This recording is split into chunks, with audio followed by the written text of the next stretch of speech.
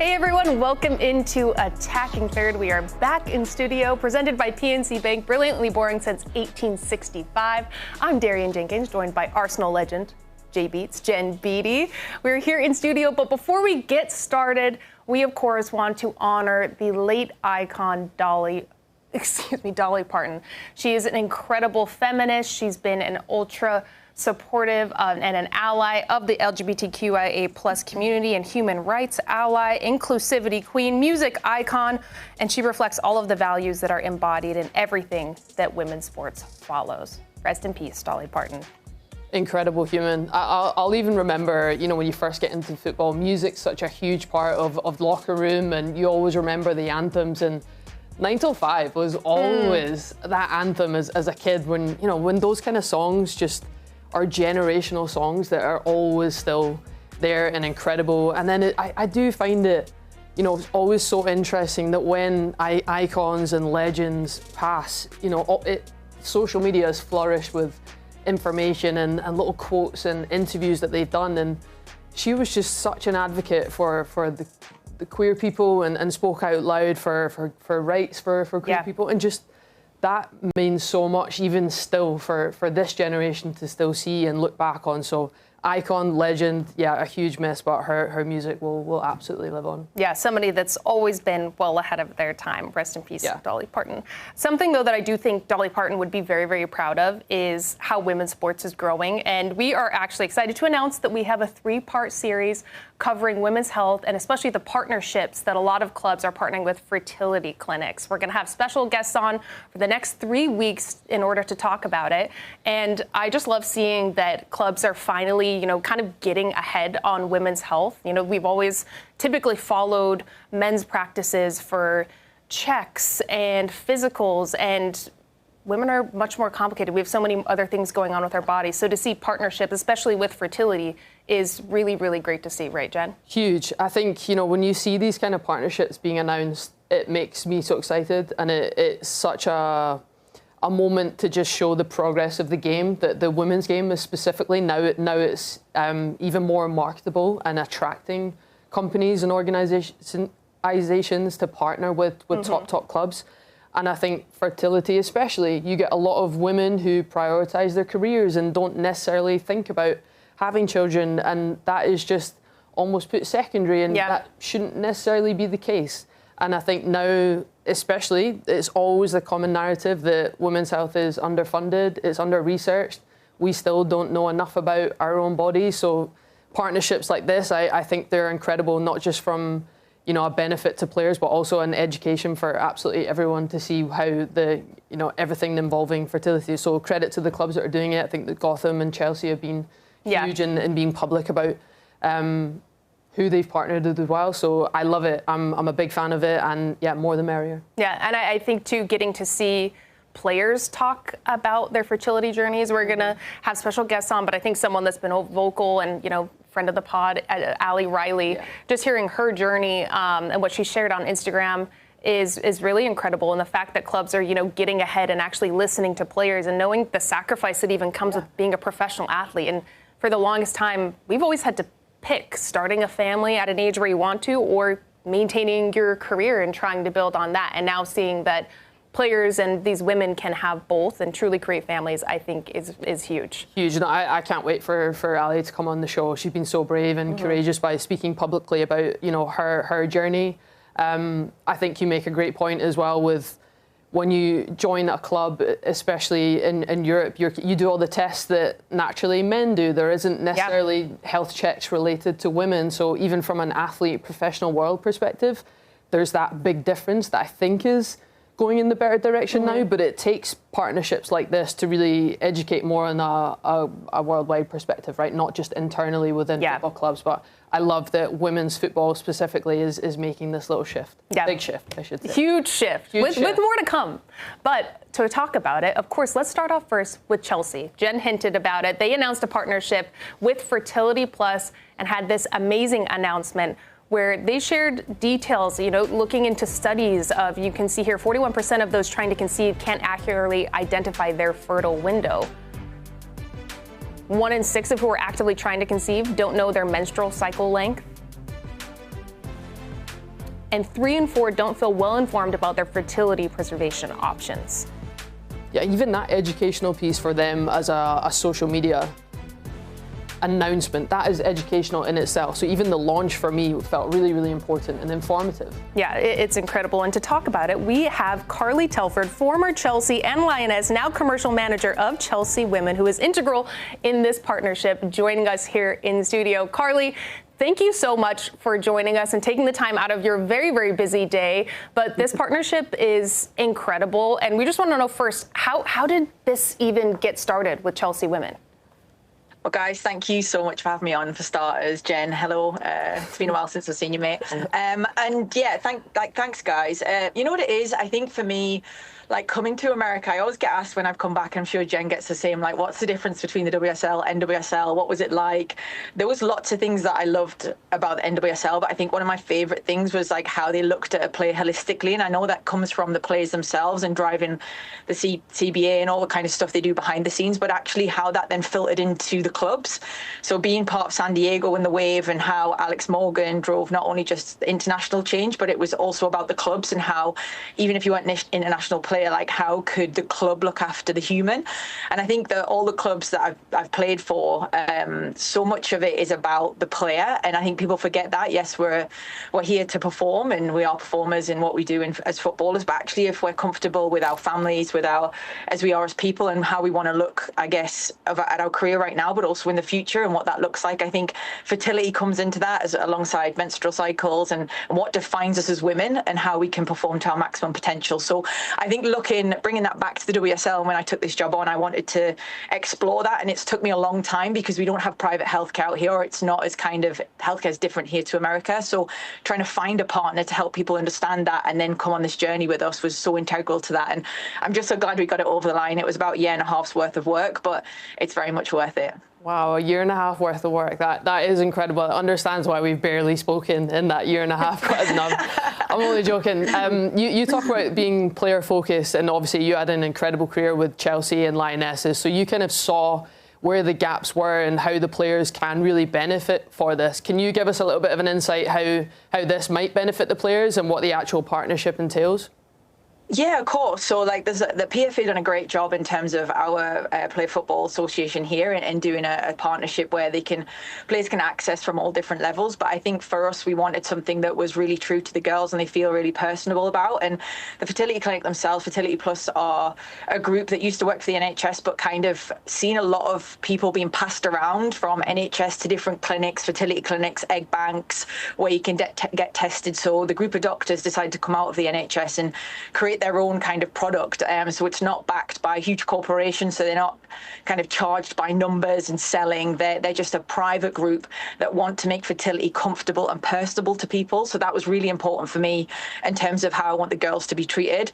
They have their own pot of money that's like for them to use and dip into whenever they like, and then they have kind of like a massive menu of options of what they can use that for, from testing their fertility to freezing eggs to their full IVF treatment. And that's for them to use on a personal concierge basis. So they have direct links to the doctors, to the clinic itself, but also to your point, and the first I was listening to you discuss behind that is like, it's how do we then infiltrate that into the wider community, and how do we get other clubs, other members of the kind of wider football space talking about their own fertility in terms of different kind of relationships, whether it's an individual's journey or a collective journey in a couple, making sure you're checking.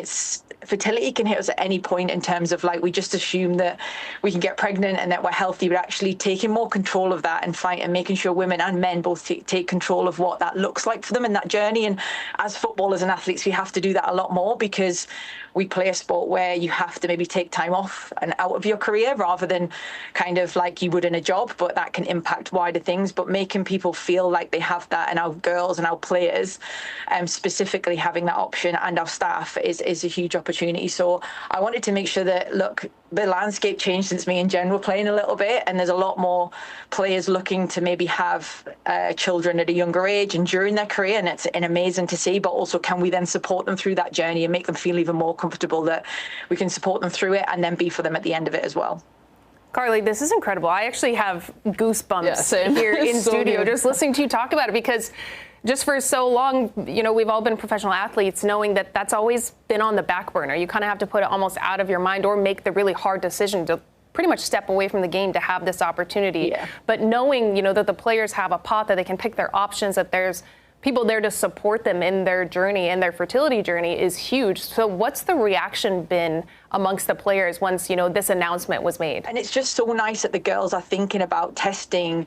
What does that look like for them? Like, what does all the different things in terms of, like, I want to get a test. I've thought about a test. I maybe want to have children. I don't know what that looks like for me, for my partner, for other people. And it just that individual journey of, like, finally, like, someone's actually looking at it from a club perspective rather than having, that's another thing, is that, like, even just Googling it, it can be overwhelming kind of with what that looks like for a player, and then taking the time to do that. But if you can in-house it and actually make that personable to them, and they can take that away and kind of think about what does that look like for me. And there's a lot of girls now thinking about it, and I think that's fantastic to see that they can actually take control of that moment rather than waiting and having it kind of done on the side or having a worry about it, or just actually being like, right, I'm 35, 36, what does it now look like actually? And it seems mad that maybe the 21, 22, 23-year-olds, but, like, why not just have that test or think about that moment or what that looks like in the future for you? So the reaction's been incredible, and I've had a lot of outreach from a lot of players from actually not just from Chelsea being like, oh, this is really nice, it's so good that you've thought about this, and then a lot of kind of external reaction from different brands, even internal brands that we already have at Chelsea, and even just women in the business, across the business, that have been like, this is really cool, and it should be looked at, and why has it not been? But I just think things are done different in this country to America, but there's no reason why we can't take the good bits from both of our leagues and make them kind of really flourish. So yeah, it's been fantastic to see. I feel really proud of it, if I'm honest, and it's something that I really hope that more clubs are looking at, because I do think it's something that the girls give so much of their lives to our clubs and to this wonderful game, and it's important for us to make sure we can be there and catch them when they need something else from us other than the football. And I think if we can do this, it really makes a big impact on them in their futures. No, I think when there's that much uptake from players already, that always speaks volumes of how important that is and how much it's resonated. One thing I love about Chelsea from the commercial side of things, Carly, is that they went solo away from, you know, the men's side of the club, and that, for me, from my perspective, feels like it's opened so many doors, and you yourself must have, not control's the wrong word, but like a lot of input on the kind of partnerships you can now have and you can now do.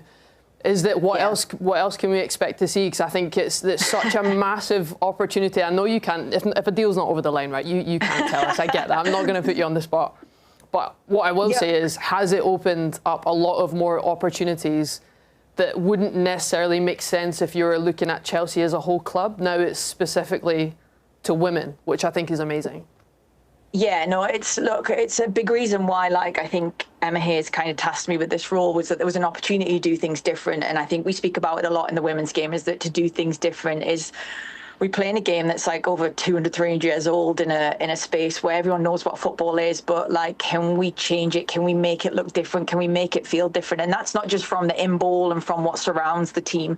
That's also the commercial opportunities that surrounds it as well. How do we talk about barriers? How do we talk about entry points? How do we talk about things that are difficult for young girls and young women and older women as well, that have for so long just been the traditional norm? How do we use commercial opportunities to talk about those things and break down those barriers? And look, the menstrual cycle partner in Here We Flow was an example, and a prime example of, like, why I felt that, like, we are primed as athletes to learn about our menstrual cycles to make sure we can perform to our best abilities. And I remember meeting my boss at the time and talking to her, and she was like, do you know your menstrual cycle? Do you know your kind of, like, your phases? And she's like, what are you talking about? And I'm like, what do you mean? Like, what do you mean people don't know their phases? Like, like, women who are in these amazing, incredible decision-making jobs don't know their phases and how they can operate to the best of their abilities via nutrition, sleep, meditation, exercise. So I was like, and then you got young girls and the percentage that drop out between the ages of 10 to 14. How do we keep them in, and how do we inspire them by what the girls are doing? It's just those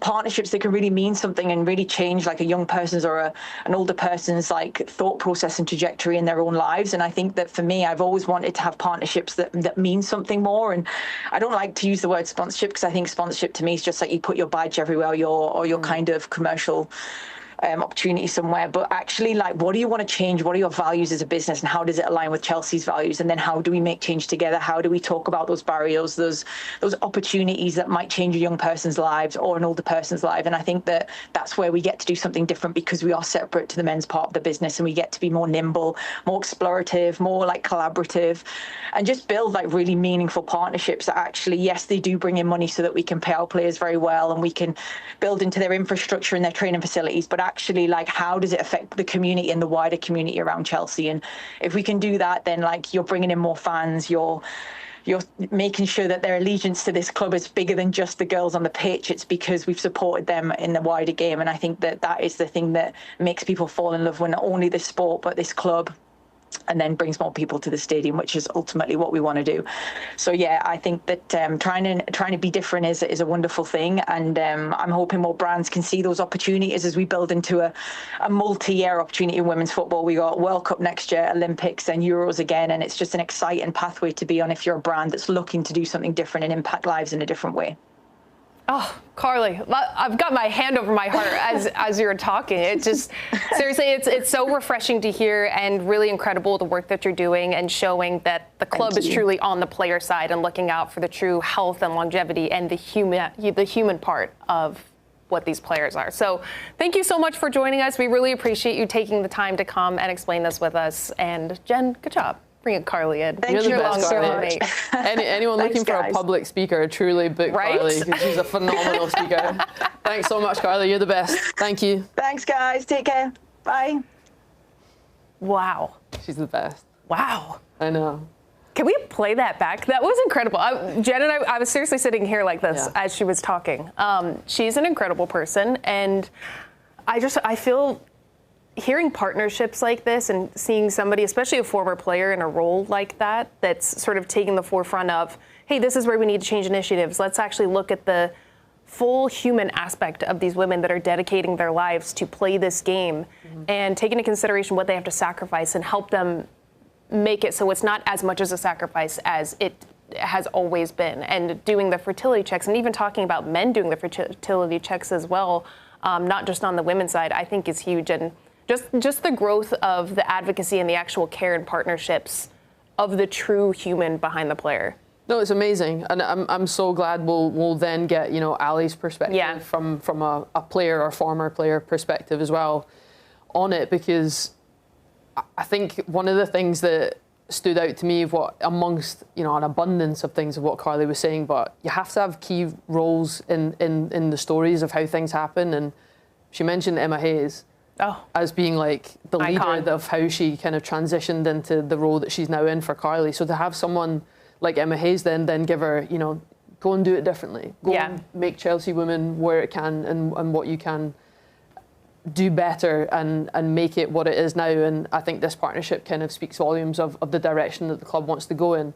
I think I've said it already before we brought Carly in. I think partnerships in women's health, I think, are phenomenal because, again, under-researched, under-funded. There's so much room underspoken about. Yeah, and I love that we're doing it. I have my own experience going through breast cancer while I was at Arsenal, and off the back of that, it's not a public partnership, but the girls all now get their breast health checkups. They all get smear tests. No one talks about that publicly, but it's something that's really, really important, because we said already, men are different to women in what health checkups we all might need. And I think that it shouldn't take someone to go through something like that publicly for that to happen. But ultimately, the steps are now in place. And it's those kind of measures that I think are so, so important when it comes to women's health and athletes' health, because we are different and we don't have the same tests. And I think it's incredible what Chelsea women are doing, what other clubs may be doing that aren't publicly also. We have to, give everyone credit for that. But I think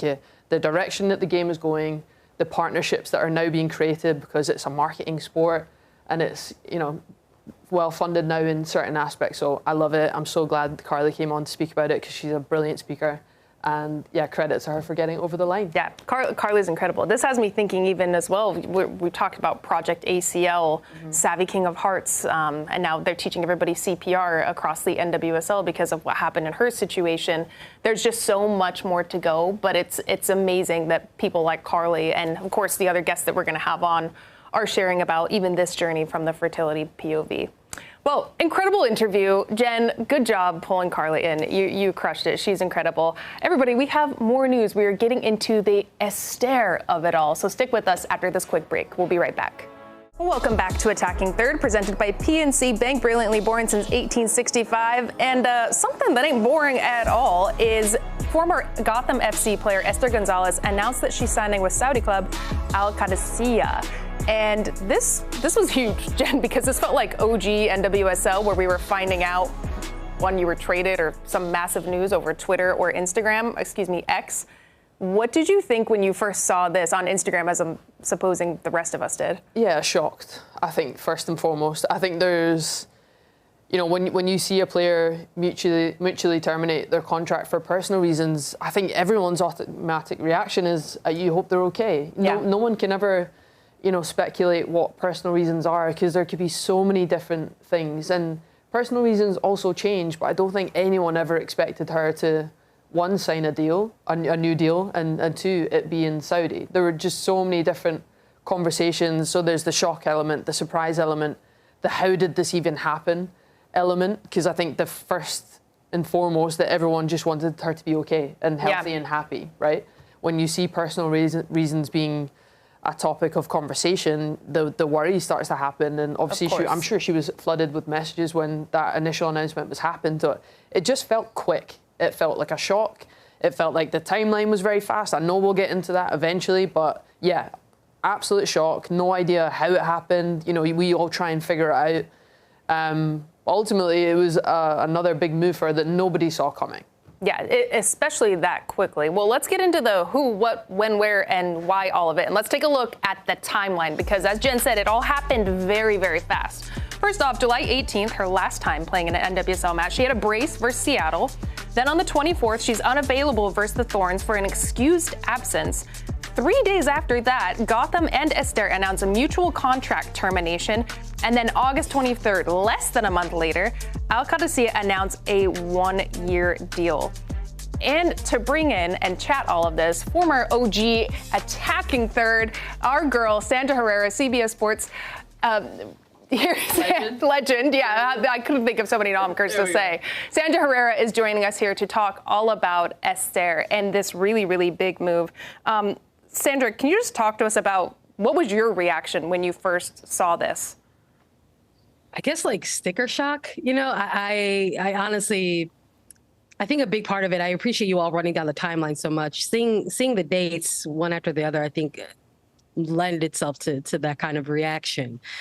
A lot of times when we see a mutually terminated contract, there is some sort of reasoning attached to it. And I think when you break down the dates like that, that's why there's this layer of surprise or shock to this. I mean, we have to remove like maybe some of the shock away. It's not uncommon. We have seen mutually terminated contracts in NWSL specifically, and even across other leagues. I mean, we saw one as recent as Tess Beattie, Bay FC, and now recently signing with Gotham FC. But a lot of times when we see these terminated contracts with the mutual reasoning behind them, there is some sort of layer of explanation, not a ton of detail, but just enough to make sure that club and player are ultimately protected. And in the case of Esther, when you have something like personal reason, a little bit of a specific line in which states that like she was going to step away back to Spain to attend to family matters, like to Jen's point, your concern is there and your best wishes are there. And then for 3 weeks later, for a new contract to be signed, there's also that type of shock that comes with it as well. There's some great reporting here by Jenna Tonelli about league sources saying that Gotham essentially did get a bit caught off guard by this. And I think a big part of it has to do with maybe some of the lines that were written around the release and the news for Esther and her departure from Gotham. Well, Sandra, let's get into the definition of mutual contract termination here, because mutual termination of a contract occurs when all parties involved in an agreement agree to end the contract before its natural conclusion. This process allows both parties to release each other from their respective obligations without legal penalties or claims for breach of contract. Now that we're seeing this, how could this affect the future contract terminations within the league? Because the collective bargaining agreement, which helps protect the NWSL PA and the players, was negotiated in this, but it seems that there was something that there was some sort of misstep in order for this to happen, because this is not typical for contract termination. I think you have to take a look also at like the dynamic of Gotham. I think when we look at their makeup, they have a great general manager in Yael Averbuch-West, and we are seeing former players step into these roles. And there's something to be said for the former player kind of taking on these executive roles. They understand what it's like to kind of be on that end of things, at the negotiations where you're kind of the player and you don't really maybe have a full-on say or know what's going on. It is your agent's job or your managing team's job to go to those tables and then kind of relay that information to you. You are in play when you have to go there and actually sign the contract. That's kind of when the player comes into play after those negotiations are done. And with the CBA, there's a lot of caveats in there that can be utilized for players. Players have a lot of different benefits now that they can tap into, which I think the family reasons thing is very, very interesting, that was part of the verbiage in this mutual terminated contract.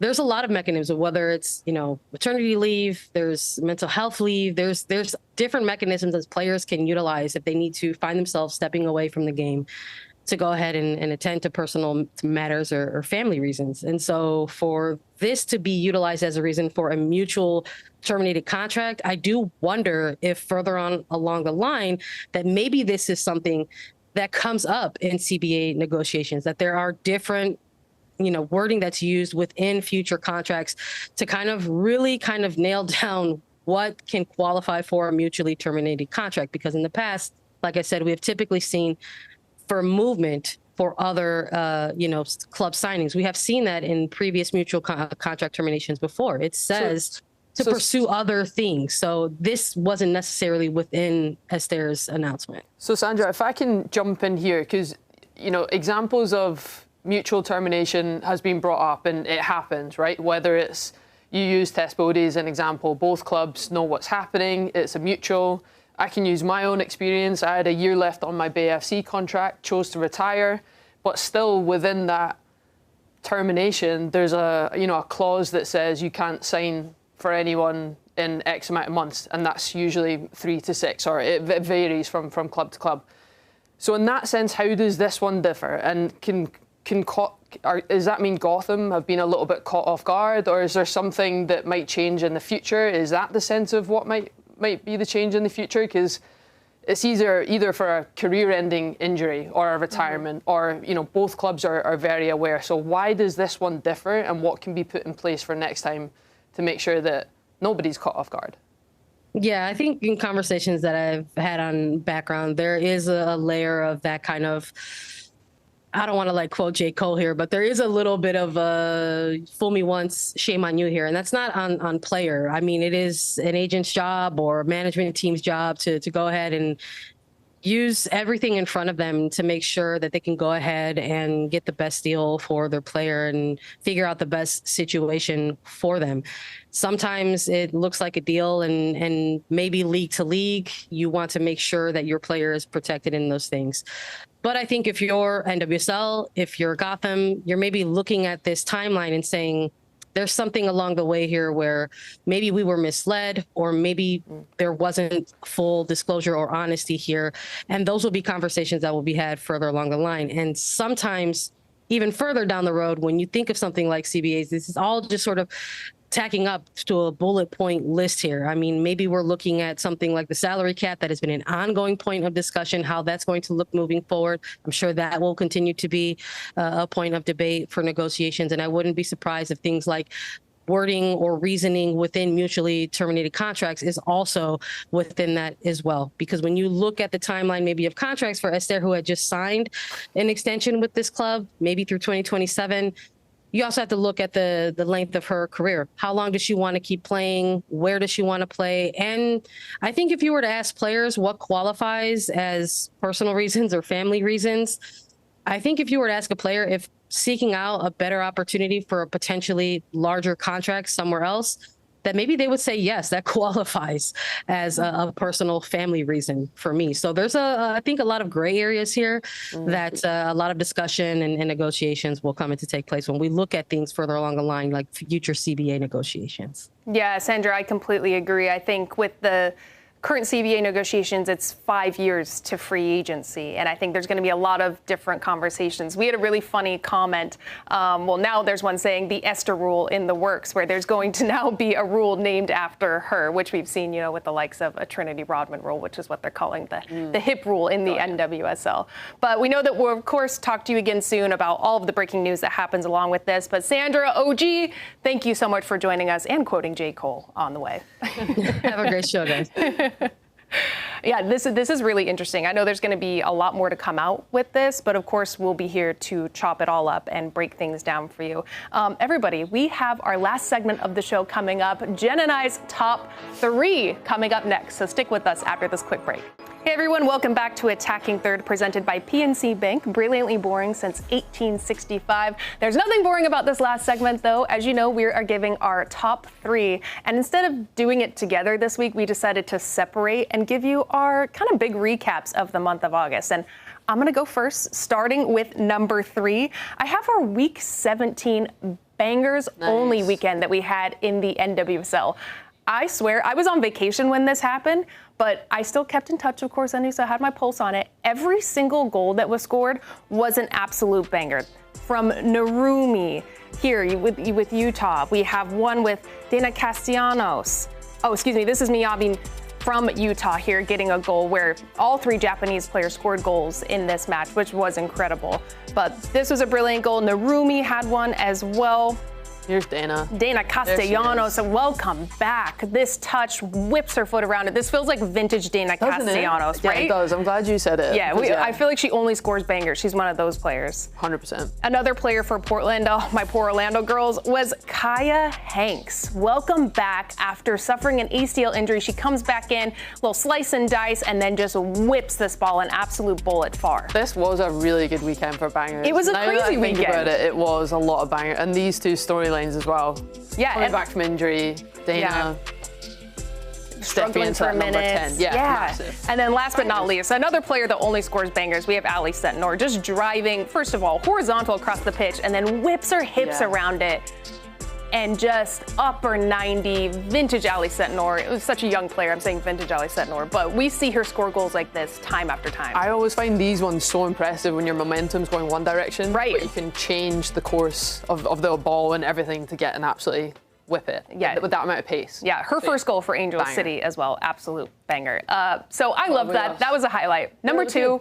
My girl, Bunny Shaw, my former teammate from Bordeaux, obviously moved on to Man City, winning the second WSL championship here, but she also earns her 2nd career women's PFA honors for the 2nd year in a row, joining the likes of Lucy Bronze and Fran Kirby. I didn't know you played with her in Bordeaux. I did, of course. What was she like? Why do you think we were so good? I mean, she's phenomenal. Yeah. But this is what she said, and I always love hearing Bunny speak because she's always inspiring the next generation. She said, it's amazing to be fair because 1, I collect these trophies, but 2, I want to inspire young girls that, it's definitely possible once you believe and have faith and keep working hard. I think it's possible. Even when I go home, I still try to inspire and motivate them, and it's definitely possible. And I just love this for Bunny Shaw. I mean, 3-time Golden Boot. She's leading goal scorer. What can't this girl do? I absolutely love it. Phenomenal. All right, number 1. And I know we have similar here. We have one crossover here. The Ashley Sanchez of it all. Come on, Bruins. The Golden Boot leader in the NWSL. She just cannot stop scoring goals. She's coming off of a brace just last night. And here, just look at the company that she's in. Barbara Banda, Trinity Rodman, EJ, Sophia Wilson. I mean, just incredible. She passes Lynn Biondolo as the North Carolina Courage single-season record holder with 15. Lynn's was previously 14.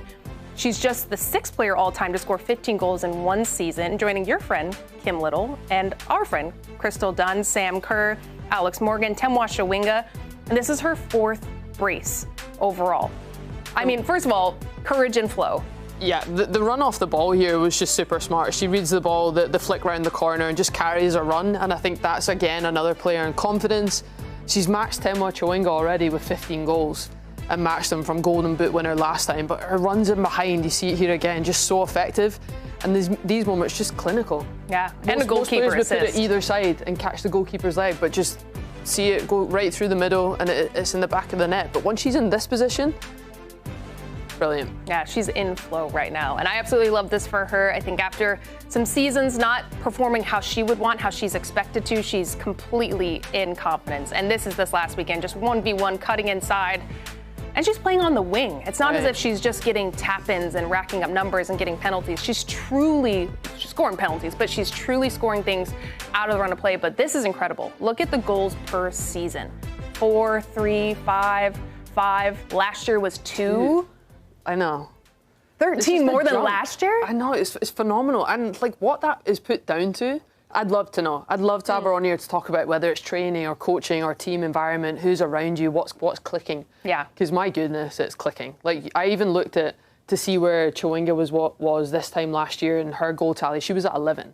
So she's already surpassed at this point in the season. I had to rechange my notes this morning. She gets another 2 goals last night. She's just non-stop. So she's been incredible to watch. And what a season. We love seeing players in form and enjoying their football. So yeah, she's definitely got the joy back. All right, well, that's my top 3. Jen, why don't you take us through starting with number 3? Yeah, I am loving Jordan Silkowitz with BFC goalkeeper. She's had some standout performances. I love watching her, not just because when you have lots of shots, you need your goalkeeper to step up, and she's absolutely done that. And the Houston performance for me, the standout, when Girelli gets the goal late on, first goal for Girelli as well, that was really close to being on my top 3 as well. But it's Silkowitz and the way she commands the box after every sort of big save. Watch her quick, she moves her feet, gets back up, makes herself big again. It's these moments coming out of her line, making it big, parrying wide, that's so important. Don't parry back central. Full stretch on that one. This one, just quick reactions to get up there as quick as possible. What does she have? 10 saves against Houston this last weekend? 10 saves in one game, 6 shutouts the entire season. And it's these bits though. See when she makes a big save? Yeah. That clip wasn't even the extent of what I've seen, but it's constantly getting at your back line in like an aggressive but respectable way, because she's actually a really calm person. She joined in mid-season 2024, I think. So I shared the locker room with her for a few months, but she's stepped up massively. And I think when your team needs big saves, she comes in and has done it. And that was a huge 3 points for BFC. Another shutout. Yeah, I'm loving the season she's having. Also, being able to repeat performances like that is huge. Yeah, it's not been one-offs. Yeah. It's not been one-offs. It's been a lot of games where we talked about like Team 11s most weekends. She's definitely a name that comes up a lot in our discussion. So number 3, coming in strong. Number 2 was similar to your number 1, so we can just move on past that one. Come on, Ash. Incredible. Good job, girl. Yeah, I'm sorry you're not number 1. Darian had you at number 1. But my number 1 from this month was Malawi qualifying for the World Cup. WAFCON in general was brilliant. Could have put Algeria this year as making their first World Cup. Yeah. I think first World Cups are incredible. I thought I could have mentioned the Chawinga sisters as well. Just crushing it and scoring great goals and really leading their team on a huge stage. I can't wait to watch them at the World Cup, to get that automatic qualification spot as well. Oh my gosh, look at this picture as well. Amazing.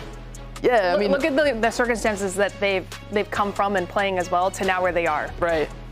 Older sister carrying her little sister. They qualified for a World Cup. They're finalists in WAFCON. Like, incredible. I love that. Led the way. And to qualify, obviously, they just had to make semis.